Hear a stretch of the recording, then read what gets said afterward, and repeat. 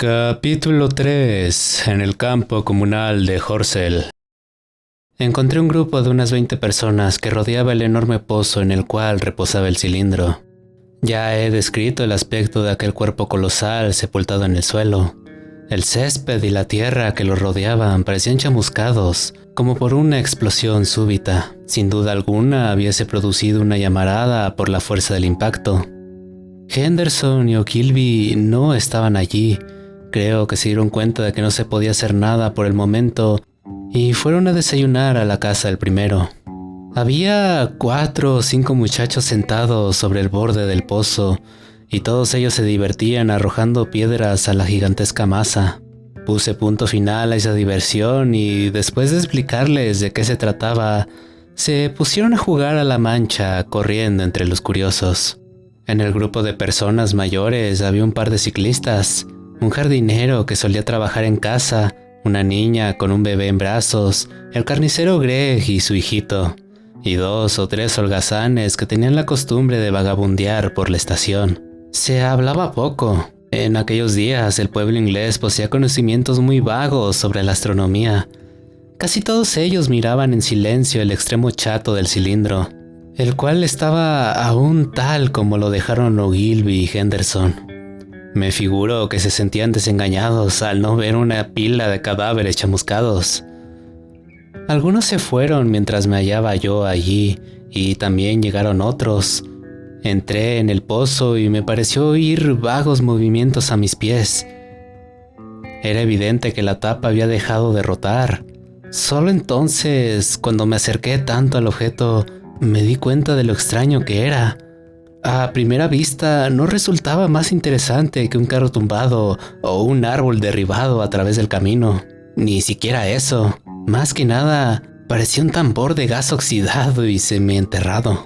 Era necesario poseer cierta medida de educación científica para percibir que las escamas grises que cubrían el objeto no eran óxido común y que el metal amarillo blancuzco que relucía en la abertura de la tapa tenía un matiz poco familiar. El término extraterrestre no tenía significado alguno para la mayoría de los mirones. Al mismo tiempo, me hice cargo perfectamente de que el objeto había llegado desde el planeta Marte, pero creí improbable que contuviera seres vivos. Pensé que la tapa se desenroscaba automáticamente. A pesar de las afirmaciones de Ogilvy, era partidario de la teoría de que había habitantes en Marte. Comencé a pensar en la posibilidad de que el cilindro contuviera algún manuscrito, y enseguida imaginé lo difícil que resultaría su traducción, para preguntarme luego si no habría dentro monedas y modelos u otras cosas por el estilo. No obstante, me dije que era demasiado grande para tales propósitos, y sentí impaciencia por verlo abierto. Alrededor de las 9, al ver que no ocurría nada, regresé a mi casa de Maybury, pero me fue muy difícil ponerme a trabajar en mis investigaciones abstractas. En la tarde había cambiado mucho el aspecto del campo comunal. Las primeras ediciones de los diarios vespertinos habían sorprendido a Londres con enormes titulares como el que sigue: Se recibe un mensaje de Marte. Extraordinaria noticia de Woking. Además, el telegrama enviado por Ogilvy a la Sociedad Astronómica había despertado la atención de todos los observatorios del reino. Había más de media docena de coches de la estación de Woking parados en el camino cerca de los arenales, un sulky procedente de Cobham y un carruaje de aspecto majestuoso. Además, vi un gran número de bicicletas y, a pesar del calor reinante, gran cantidad de personas debía haberse trasladado a pie desde Woking y Chertsey, de modo que encontré allí una multitud considerable. Hacía mucho calor, no se veía una sola nube en el cielo, no soplaba la más leve brisa y la única sombra proyectada en el suelo era la de los escasos pinos. Ya se había extinguido el fuego en los brezos, pero el terreno llano que se extendía hacia Ottershaw estaba ennegrecido en todo lo que alcanzaba a divisar la vista, y del mismo elevábase todavía el humo en pequeñas volutas. Un comerciante emprendedor había enviado a su hijo con una carretilla llena de manzanas y botellas de gaseosas. Acercándome al borde del pozo, lo vi ocupado por un grupo constituido por media docena de hombres. Estaban allí Henderson o Gilby y un individuo alto y rubio que, según supe después, era Stent, astrónomo del Observatorio Real, con varios obreros que blandían palas y picos. Stent daba órdenes con voz clara y aguda. Se hallaba de pie sobre el cilindro, el cual parecía estar ya mucho más frío. Su rostro mostrábase enrojecido y lleno de transpiración, y algo parecía irritarle. Una gran parte del cilindro estaba ya al descubierto, aunque su extremo inferior se encontraba todavía sepultado. Tan pronto como me vio Gilby entre los curiosos, me invitó a bajar y me preguntó si tendría inconveniente en ir a ver a Lord Hilton, el señor del castillo. Agregó que la multitud, y en especial los muchachos, dificultaban los trabajos de excavación.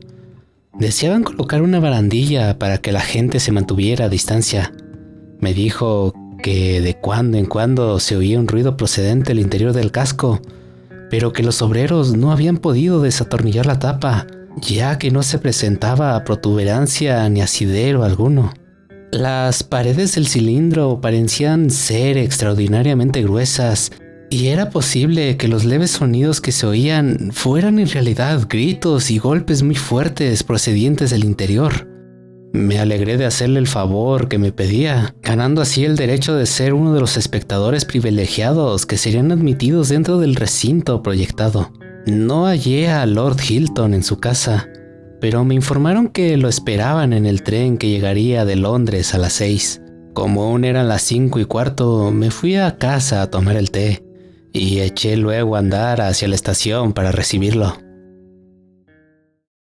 Capítulo 4. Se abre el cilindro. Se ponía ya el sol cuando volví al campo comunal. Varios grupos diseminados llegaban apresuradamente desde Woking, y 1 o 2 personas regresaban a sus hogares. La multitud que rodeaba el pozo se había acrecentado y se recortaba contra el cielo amarillento. Era quizás unas 200 personas. Oí voces y me pareció notar movimientos como de lucha alrededor de la excavación. Esto hizo que imaginara cosas raras. Al acercarme más, oí la voz de Stent. ¡Atrás! ¡Atrás! Un muchacho se adelantó corriendo hacia mí. «Se está moviendo», me dijo al pasar. «Se desenrosca. No me gusta, me voy a casa». Seguí avanzando hacia la multitud. Tuve la impresión de que había 200 o 300 personas dándose codazos y empujándose unas contra otras. Y entre ellas no eran las mujeres las menos activas. «¡Se ha caído al pozo!», gritó alguien. «¡Atrás!», exclamaron varios. La muchedumbre se apartó un rato y aproveché la oportunidad para abrirme paso a codazos. Todos parecían muy excitados y oí un zumbido procedente del pozo. «Oiga», exclamó Gilby en ese momento. «Ayúdenos a mantener a raya a estos idiotas. Todavía no sabemos lo que hay dentro de este condenado casco». Vi a un joven dependiente de una tienda de Woking que se hallaba parado sobre el cilindro y trataba de salir del pozo. El gentío le había hecho caer con sus empujones. Desde el interior del casco estaban desenroscando la tapa y ya se veían unos 50 centímetros de la reluciente rosca. Alguien se tropezó conmigo y estuve a punto de caer sobre la tapa. Me volví y al hacerlo debió haberse terminado de efectuar la abertura y la tapa cayó a la tierra con un sonoro golpe. Di un codazo a la persona que estaba detrás de mí y volví de nuevo la cabeza hacia el objeto. Por un momento me pareció que la cavidad circular era completamente negra. Tenía entonces el sol frente a mis ojos. Creo que todos esperaban ver salir a un hombre, quizás algo diferente de los terrestres, pero en esencia un ser como los humanos. Estoy seguro de que tal fue mi idea, pero mientras miraba, vi que algo se movía entre las sombras. Era de color gris y se movía sinuosamente, y después percibí 2 discos luminosos parecidos a ojos. Un momento más tarde se proyectó en el aire y hacia mí algo que se asemejaba a una serpiente gris, no más gruesa que un bastón. A ese primer tentáculo siguió inmediatamente otro. Me estremecí súbitamente. Una de las mujeres que estaban a más atrás lanzó un grito agudo. Me volví a medias, sin apartar los ojos del cilindro, del cual se proyectaban otros tentáculos más, y comencé a empujar a la gente para alejarme del borde del pozo. Vi que el terror reemplazaba el asombro en los rostros de los que me rodeaban. Oí exclamaciones inarticuladas procedentes de todas las gargantas, y hubo un movimiento general hacia atrás. El dependiente seguía esforzándose por salir del agujero. Me encontré solo y noté que la gente del lado opuesto del pozo echaba a correr. Entre ellos iba Stent. Miré de nuevo hacia el cilindro y me dominó un terror incontrolable que me obligó a quedarme inmóvil y con los ojos fijos en el proyectil que llegó desde Marte. Un bulto redondeado, grisáceo y del tamaño aproximado de un oso se levantaba con lentitud y gran dificultad saliendo del cilindro. Al salir y ser iluminado por la luz como el cuero mojado, dos grandes ojos oscuros me miraban con tremenda fijeza. Era redondo y podría decirse que tenía cara. Había una boca bajo los ojos. La apertura temblaba, abriéndose y cerrándose compulsivamente mientras babeaba. El cuerpo palpitaba de manera violenta. Un delgado apéndice tentacular se aferró al borde del cilindro, otro se agitó en el aire. Los que nunca han visto un marciano vivo no pueden imaginar lo horroroso de su aspecto. La extraña boca en forma de V, con su labio superior en punta, la ausencia de frente, la carencia de barbilla debajo del labio inferior, parecido una cuña.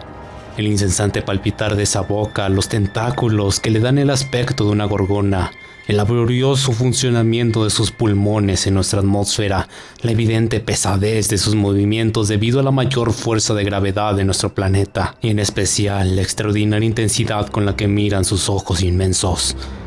Todo ello produce un efecto muy parecido al de la náusea. Hay algo profundamente desagradable en su piel olivácea y algo terrible en la torpe lentitud de sus tediosos movimientos. Aún en aquel primer encuentro y a la primera mirada me sentí dominado por la repugnancia y el terror. Súbitamente desapareció el monstruo. Había rebasado el borde del cilindro, cayendo a tierra con un golpe sordo, como el que podría producir una gran masa de cuero al dar con fuerza en el suelo. Le oí lanzar un grito ronco y de inmediato apareció otra de esas criaturas con una sombra profunda de la boca del cilindro. Ante eso, me sentí liberado de mi movilidad. Giré sobre mis talones y eché a correr desesperadamente hacia el primer grupo de árboles, que se hallaba a unos 100 metros de distancia. Pero corrí a tropezones y medio de costado, pues me fue imposible dejar de mirar a los monstruos. Una vez entre los pinos y los matorrales, me detuve jadeante y aguardé el desarrollo de los acontecimientos. El campo comunal alrededor de los arenales estaba salpicado de gente que, como yo, miraba con terror y fascinación a esas criaturas, o mejor dicho, al montón de tierra levantado al borde del pozo en el cual se hallaban. Y luego, con renovado terror, vi un objeto redondo y negro que sobresalía del pozo. Era la cabeza del dependiente que cayó en él. De pronto, logró levantarse y apoyar una rodilla en el borde, pero volvió a deslizarse hacia abajo hasta que solo quedó visible su cabeza. Súbitamente desapareció y me pareció oír un grito lejano. Tuve el impulso momentáneo de correr a prestarle ayuda, pero fue más fuerte mi pánico que mi voluntad. Luego, no se vio nada más que montones de arena proyectados hacia afuera por la caída del cilindro. Cualquiera que llegara desde Cobham o Woking se habría asombrado ante el espectáculo. Una multitud de unas 100 o más personas paradas en un amplio círculo irregular en zanjas, detrás de matorrales, portones y setos, hablando poco y mirando con fijeza hacia unos cuantos montones de arena. La carretilla de gaseosas destacaba contra el cielo carmesí y en los arenales había una hilera de vehículos cuyos caballos pateaban el suelo o comían tranquilamente el grano de los morrales pendientes de sus cabezas.